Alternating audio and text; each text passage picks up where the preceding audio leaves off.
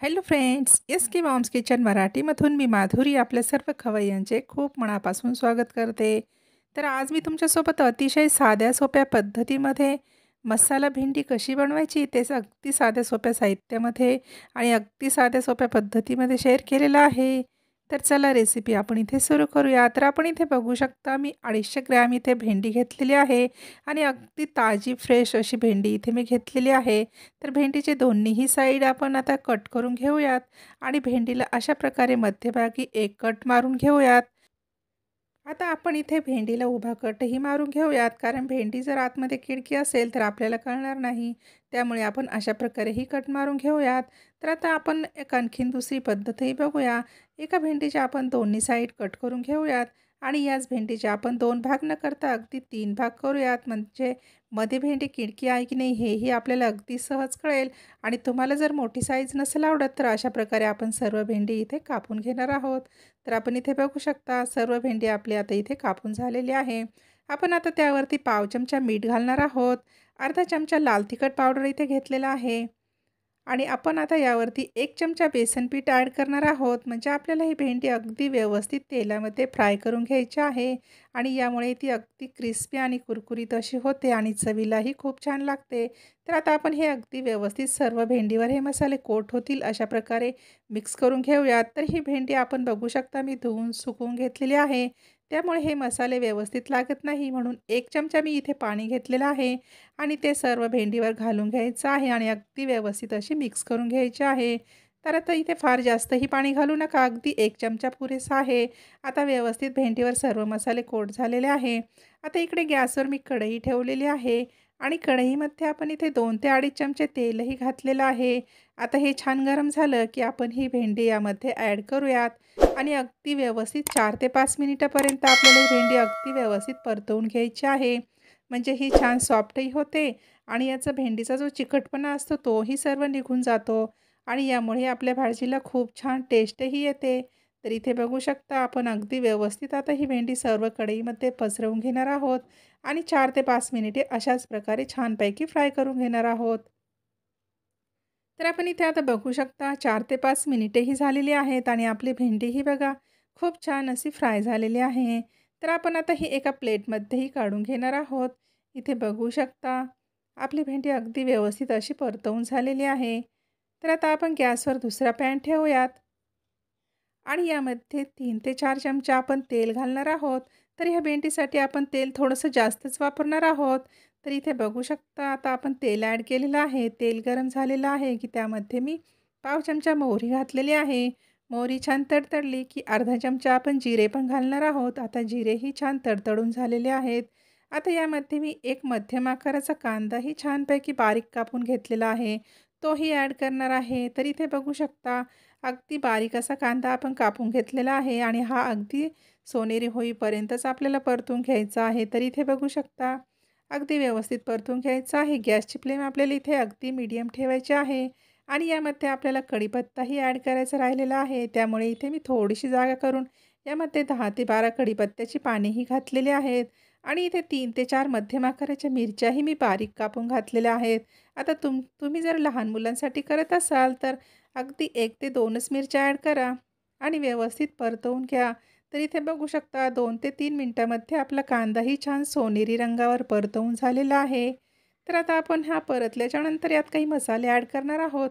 तर इथे 1 चमचा मी आलं लसणाची पेस्ट करून घेतलेली आहे, ती ॲड केलेली आहे. अर्धा चमचा आपण लाल तिखट पावडर घेतलेला आहे. इथे आपण 1.5 चमचा धने पावडर घालणार आहोत. आपण इथे बघू शकता आणि अगदी पाव चमचा आपण हळद घालणार आहोत आणि चवीनुसार आपण मीठही घालणार आहोत. मीठ थोडंसं बघूनच घाला, कारण आपण अगोदरही मीठ ॲड केलेलं आहे. हे अगदी 25 ते 30 सेकंद आपल्याला परतवून घ्यायचं आहे. तर इथे बघू शकता आणि मसाले आपण फ्राय करत असताना गॅसची फ्लेम अगदी लो ठेवायची आहे, म्हणजे मसालेही आपले करपले करपले जाणार नाहीत. आणि इथे एका टोमॅटोची प्युरीही मी करून घेतलेली आहे. आता तीही मसाल्यांमध्ये घालून आपण अगदी व्यवस्थित परतवून घेणार आहोत. तर इथे बघू शकता आणि आपल्या ह्या टोमॅटोची प्युरी आपण ह्या सर्व मसाल्यांमध्ये अगदी व्यवस्थित मिक्स करून घेणार आहोत आणि यामध्ये अगदी 3 ते 4 चमचे आपण पाणी ॲड करून या पॅनवरती झाकण ठेवून देणार आहोत. म्हणजे हे सर्व मसाले आणि टोमॅटो अगदी व्यवस्थित परतले जातील. तर इथे आपण बघू शकता 2 मिनिटे झालेली आहेत. इथे मी पॅनवरचं झाकणही काढत आहे. तर आपण इथे बघू शकता किती छान तेल सुटलेलं आहे आपल्या मसाल्यांना आणि कलरही बघा किती छान आलेला आहे. तर आता अगदी व्यवस्थित परतून झालेले आहेत. तर गॅसची फ्लेम इथे मी लोच ठेवलेली आहे.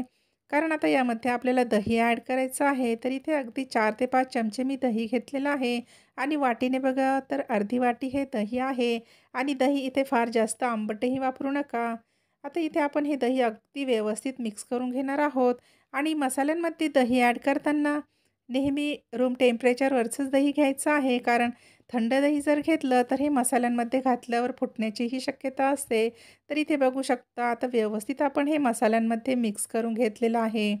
आता आपण इथे परत या पॅनवरती झाकण ठेवून देणार आहोत आणि अगदी 1.5 ते 2 मिनिटासाठी हे मसाल्यांमध्ये अगदी व्यवस्थित परतून घेणार आहोत.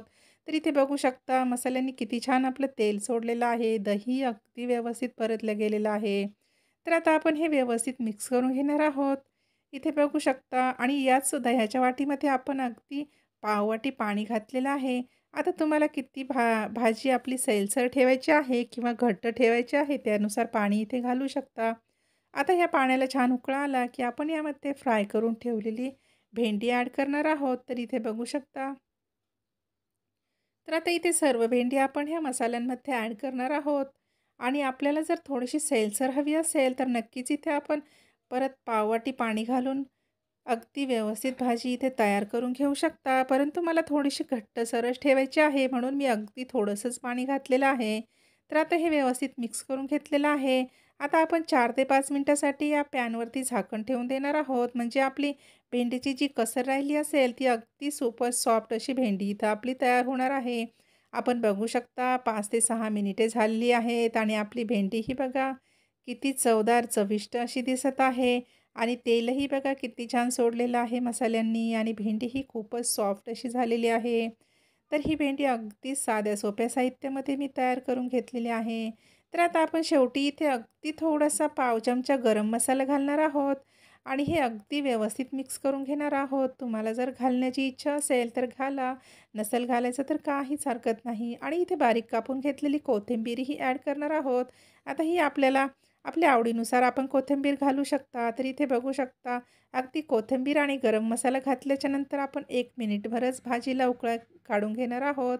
तर इथे बघू शकता आहे की नाही अगदी चवदार चविष्ट अशी भाजी आणि इथे गॅसचं फ्लेम बंद करून मी झाकण ठेवून दिलेलं होतं. तर इथे बघू शकता आपल्या किचनमध्ये अगदी मिळणाऱ्या मोजक्या साहित्यामध्ये आपण एवढी टेस्टी रेसिपी बनवलेली आहे. आपण बाहेरून कुठलाही मसाला न वापरता अशी टेस्टी रेसिपी बनवलेली आहे. तर आपणही एक वेळेस नक्की बनवा आणि आपल्या फॅमिलीला नक्कीच खुश करा. तर अशी रेस्टॉरंट स्टाईल आपण इथे भेंडी रेसिपी बनवलेली आहे. आता आपण ही प्लेटमध्येही सर्व करूया. तर ही भेंडी तुम्ही पोळी, भाकरी, नान किंवा पुरीसोबतही खाऊ शकता किंवा भातासोबत तर ही अप्रतिम अशी लागते. आपण एक वेळेस नक्की ट्राय करा आणि कशी झाली ते मला कमेंट करून नक्की सांगा. आपण जर चॅनलवर पहिल्यांदा आला असाल, आपल्याला रेसिपी थोडीशी जरी आवडली असेल, तर लगेच आपल्या चॅनलला सबस्क्राईब करा. बेल आयकनच्या ऑल ऑप्शनलाही क्लिक करा. म्हणजे जेव्हाही मी रेसिपी अपलोड करेल, तर सर्वात आधी तुम्हाला नोटिफिकेशन येईल आणि तुम्ही आपला व्हिडिओ बघू शकाल. आणि जास्तीत जास्त आपल्या मित्रमैत्रिणी आणि नातेवाईकांमध्येही हा व्हिडिओ शेअर करा. आणि अशा साध्या, सोप्या, चटपटीत आणि झणझणीत रेसिपी बघण्यासाठी आपल्या एस.के. मॉम्स किचन मराठीला नक्की सबस्क्राईब करा आणि बेल आयकनलाही नक्की क्लिक करा. तर चला भेटूया आता आपल्या पुढच्या नवीन येणाऱ्या चटपटीत आणि झणझणीत अशा रेसिपीमध्ये. तोपर्यंत मस्त खा आणि स्वस्त रहा. बाय.